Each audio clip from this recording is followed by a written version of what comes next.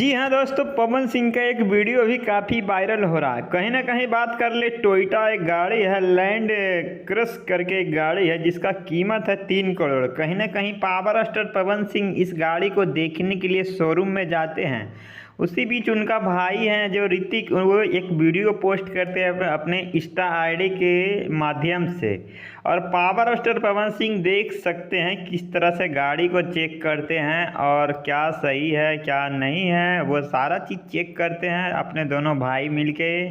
और काफ़ी social media पे अभी वायरल हो रहा है, चर्चा में चल रहा है पावर स्टार पवन सिंह का कि ये भी सबसे महंगा भोजपुरी इंडस्ट्री का हीरो जो कि टोयोटा कंपनी का 3 करोड़ का गाड़ी लेने वाले हैं। जी हाँ दोस्तों, बहुत ही बड़ा अपडेट है। कहीं ना कहीं बात कर ले कि ये पावर स्टार पवन सिंह के लिए भी बहुत ही होना भी चाहिए था, क्योंकि पवन सिंह भी चाह रहे थे कि कुछ अब अलग नया धमाल होना चाहिए।